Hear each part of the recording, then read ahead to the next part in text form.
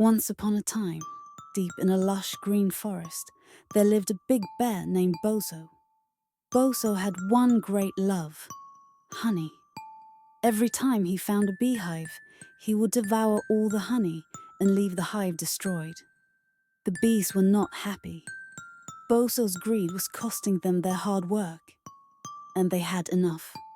One day, while wandering through the forest, Bozo came across the biggest beehive he had ever seen.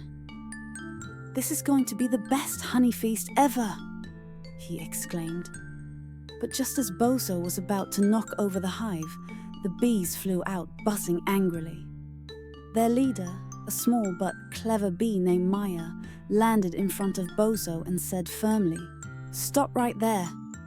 Every time you steal our honey and destroy our hives, we have to work extra hard to rebuild. This time, we won't let you get away with it." Bozo was caught off guard.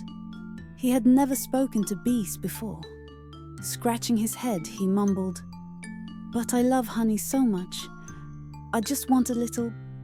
Maya, though frustrated, had an idea.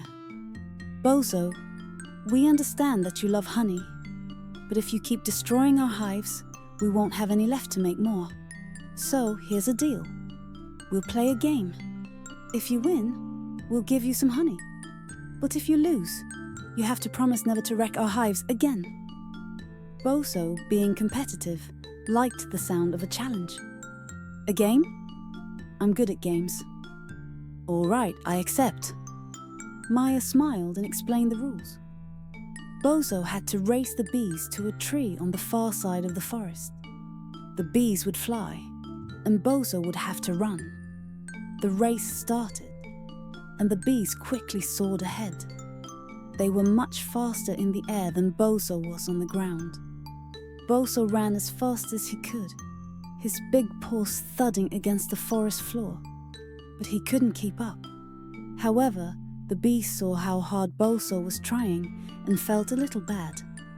Maya decided to show some kindness. She flew back to Bozo and said, "You may not have won, but you've shown effort. That counts for something.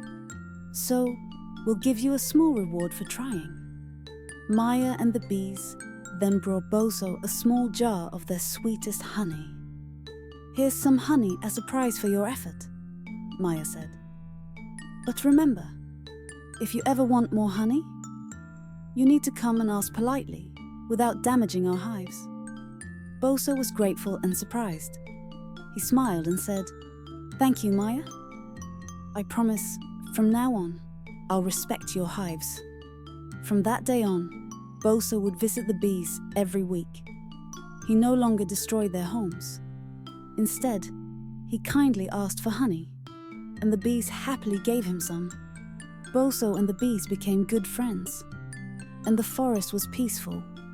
Bozo had learned that sharing and kindness could lead to sweeter rewards than simply taking what he wanted.